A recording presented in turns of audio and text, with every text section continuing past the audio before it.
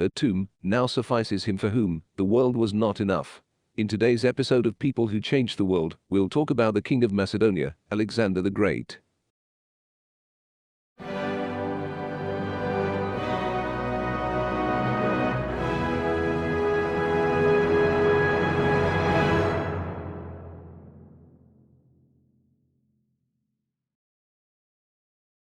Alexander was born at Pella in 356 BC to King Philip, a first-rate general and administrator, and Queen Olympias, a brilliant, impulsive, hot-tempered woman. Alexander inherited to a high degree the qualities of both his parents. In fact, he was more ambitious than his father. He was in fact one of the most ambitious people of all time. It is rumored he was the son of not King Philip, but the Greek god Zeus, and to an extent he believed it himself. His mother Olympias taught him that Achilles was his ancestor, and he became so obsessed with this idea that his tutor, Aristotle, would call him Achilles. Because of his obsession, he learned the Iliad by heart and always kept a copy of it with him. As a young boy, he succeeded in taming Bucephalus, a horse nobody dared to mount. He became Aristotle's disciple at the age of 13, who taught him literature, geography and ethnology. When he turned 18, he commanded a section of King Philip's cavalry at the Battle of Chaeronea. He also acted as his father's ambassador to Athens. When Alexander was 20, Philip of Macedon was assassinated. It is not known whether he was involved in the conspiracy to kill his father, but the assassination looks like a well-orchestrated palace coup, and the timing of his death suited Alexander perfectly. There is a suspicion of Olympias playing a part in it. When Alexander was fighting a war in the north, the people of Thebes along with Athens, to the south, heard a rumor that he was dead and revolted against Macedonia. Alexander stormed Thebes with his army, sold 30,000 Theban citizens into slavery, and destroyed every building except the temples and house of the poet Pindar. This incident showed several aspects of his nature: the well-judged reverence for certain things, the poignant sentimentality, the brutality, and the wanton destructiveness. King Philip dreamt of conquering Persia. Now the son wanted to outdo the father by achieving it. In 334 BC, Alexander crossed the Hellespont with an army of 35,000. He met the Persian army on the banks of river Granicus. He won the battle, and it opened the doors of Minor Asia before him. Halicarnassus withstood a siege, but other towns gave in easily. In 333 BC, after recovering from serious illness, he marched along the south coast of Anatolia into Syria. Darius III, the Persian king, raised a huge army to stop him, but Alexander captured Darius's camp, taking his wife and mother prisoner. Once again, Alexander won credit by behaving gallantly towards them. After a 7-month siege, he captured Tyre by creating a causeway to the island. He killed 8,000 citizens of Tyre, selling 30,000 more into slavery. This operation is considered his greatest military achievement. He went on to do the same to Gaza. Egypt, though, welcomed Alexander as a deliverer, since they hated their harsh Persian rulers. On Nile Delta, Alexander found a new city, naming it after himself, Alexandria. In 331 BC, he turned back to deal with the Persians. Darius gathered an enormous host, including the heavy cavalry and many chariots with scythe-like blades protruding from the wheel axles. The Persians cleared and smoothed a huge level plain at Arbela, east of river Tigris, to make an arena where chariots could be effectively deployed.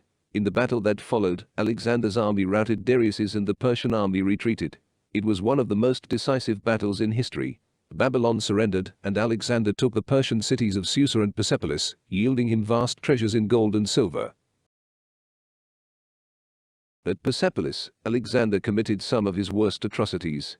All the inhabitants were either killed or sold as slaves, and finally the great and beautiful city was burned to the ground. It was a terrible act of vandalism. In 330 BC, Alexander crossed the Zagros mountains to reach Media. Darius had fled there, and he was shortly afterwards killed by his own nobles. With Darius dead, Alexander effectively became king of a huge empire, stretching from Greece right across Anatolia and the Near and Middle East. Not content with this, Alexander took his army onto the southern shore of the Caspian Sea, hammering local tribes as he went, and setting up Persian nobles as governors, though many of these rebelled against his overlordship after he had moved on. In Sogdiana, Alexander married Roxanne, the daughter of Sogdian lord.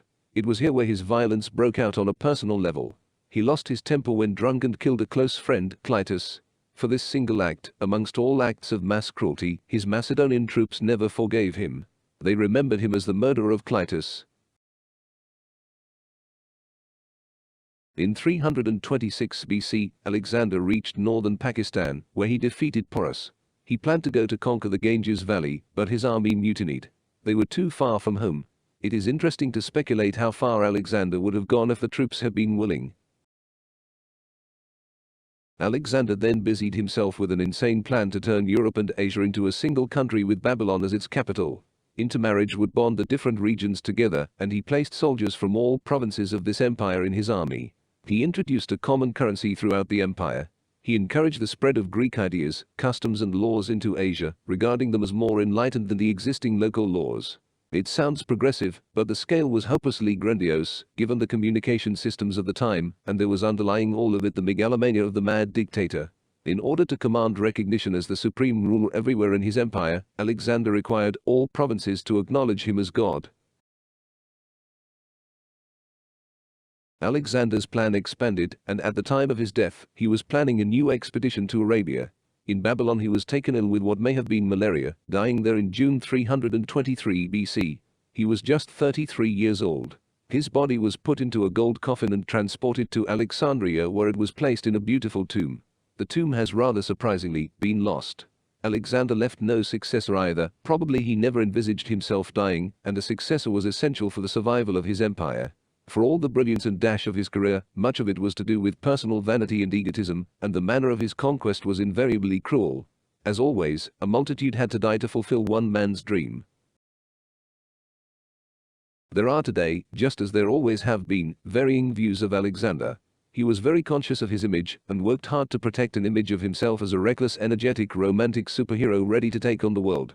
Alexander very deliberately followed his role models, the warrior heroes of Homer's Iliad, and it was not at all by chance that he crossed the Hellespont to visit Achilles' tomb at Troy before going to meet the Persian army.